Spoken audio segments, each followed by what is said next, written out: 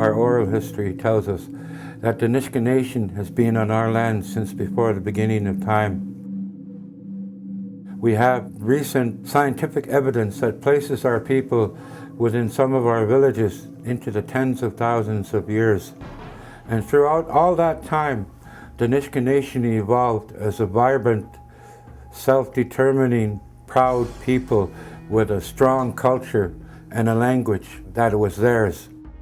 In stark contrast, the Indian Act was shoved down our throats for a little over 130 years, and in that 130 plus years, it did a tremendous amount of damage. One of the biggest crimes against humanity, in our view, was, but in particular the Nisga'a Nation, was the whole patrilineal system in the Indian Act. When the Indian Act came in, we lost a lot of what we call our angosks, the lands where we could, the lands all around us in the valley. Every Nisga'a citizen has a voice. Under the Act, they never had a voice. Under the Indian Act, they never had a voice. Only the elected chief councillors had a voice. And in creating the Nisga'a Constitution, I recall the late Dr. Frank Calder, because I was on the working group. He said, "This will be the supreme law of the nation, which gives the citizens the freedom to move and the freedom of choice and the protection of their rights." All the lands are owned by certain tribes or individuals in the valley. When an Indian Act came along, that was reduced to just portions of land where we do most of activities, like camping to gather food, which is seasonal. And then we have our 4 communities where we live together during the off-season of gathering our food and so on, like hunting or fishing. A Nisga'a mother, for example, couldn't marry somebody who wasn't status, but a Nisga'a male could marry somebody who was not status. And in the case of the mother, she would lose her status. In the case of the man, he would keep his status. And that we saw as a significant, attack on our matrilineal culture. So what we did was in the treaty identify who is entitled to be enrolled, and that protection is extended to all Nisga'a citizens in the Constitution. So in many ways, we used our Constitution also became a way of announcing to the world and to our own people, we're going to correct this wrong. The premise of the Nisga'a Treaty was to get the Nisga'a people from under the oppressive policies of the Indian Act. So this process of re-empowerment is very important to the Nisga'a Nation to bring us back to where we were before the Indian Act was imposed on our daily lives. More and more, Nisga'a government has been using this community consultation approach to lawmaking. It provides certainty to our people. The Nisga'a Constitution is the supreme law of the Nisga'a Nation on Nisga'a lands. From that very important law are derived the opportunities and the jurisdictions to govern ourselves. First and foremost, we need a strategic approach to use, make the most efficient use of limited, finite resources, human, technical, financial, etc. Through our vision statement, it provides us the focus necessary to make effective decisions when making priorities. To us, that's what this process of re-empowerment is all about. The ability to determine the priorities for the Nisga'a Nation. We've given that freedom of choice back to our citizens. It's theirs. That empowers them to do whatever they want to do, whether they want to enter into a fee simple or a nation entitlement so that they can mortgage their land. The choice is theirs.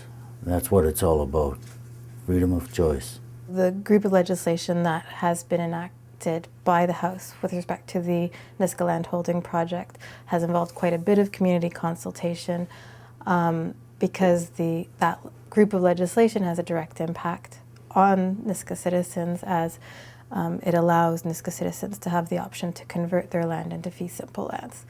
So the approach there has been to go through quite a number of public consultations with the different Nisga'a villages and members of the Nisga'a villages. There were numerous updates that were brought forth to the Nisga'a government executive, and direction each time was sought from the executive as to how to proceed with the next step in developing this legislation. And I mean, this is a very specific example because it's a huge group of legislation that's being enacted for a very large project. So very specific example, but along the way we've had these community consultations, we've had reports back to the executive providing further direction, either more consultation is required, or this is the direction we hear Nisga'a citizens wanting to go in, so we want to go this direction.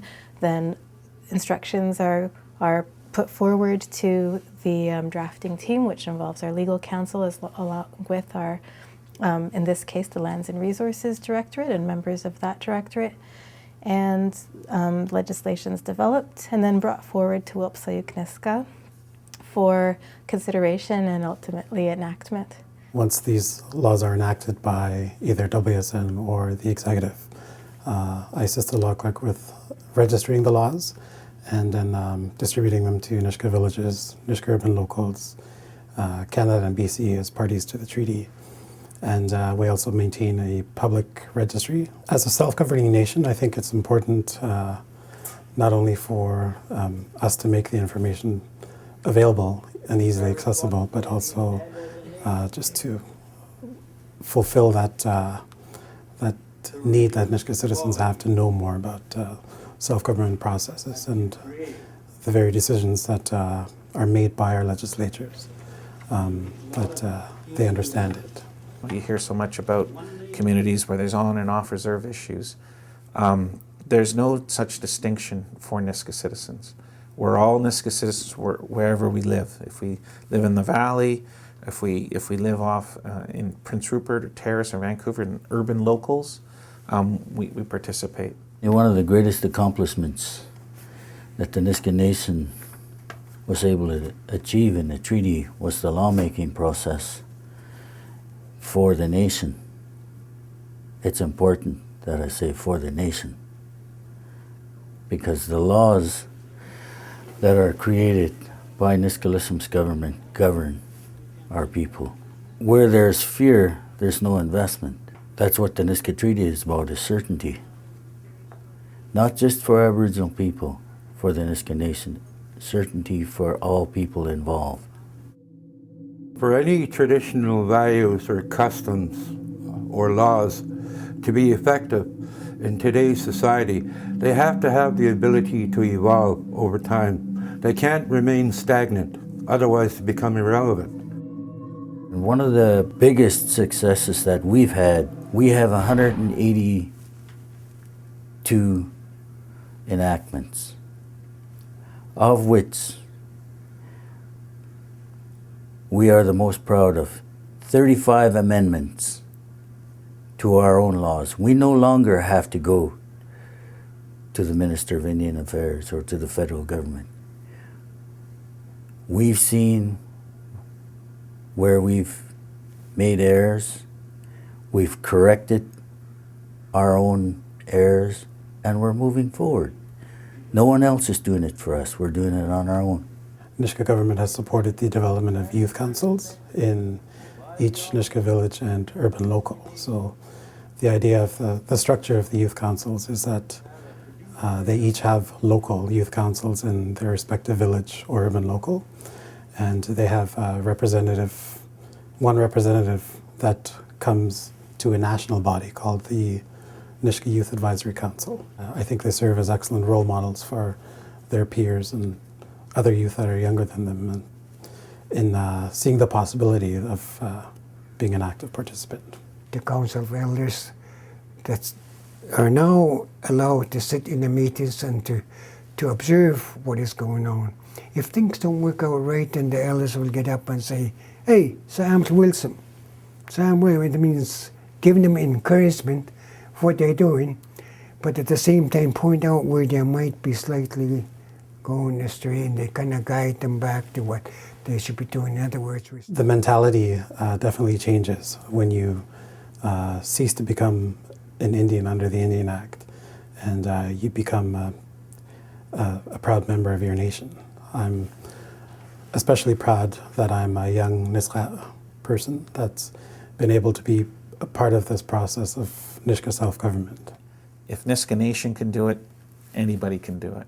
You know, we feel that we're as capable as other nations, and that nations are as capable as we are. We can all govern ourselves. Achieving a treaty and agreement is only the first step. Getting into the mechanics and breathing life into that document is a responsibility of the people, not of the federal or the provincial government. It's the responsibility of the respective Aboriginal people who achieve those agreements. In the spirit of Sait Elam God, the Nisga'a Nation is a place where our Ayuk, our language and our culture are the foundation of our identity. It is a place where learning is a way of life. It is a place where we strive for sustainable prosperity and self-reliance. It is a place where we inspire trust and understanding through effective communications. And it is a place where our governance and services evolve to meet the needs of our citizens. If we carry those out diligently, what we achieve is found in our tagline: one heart, one path, one nation.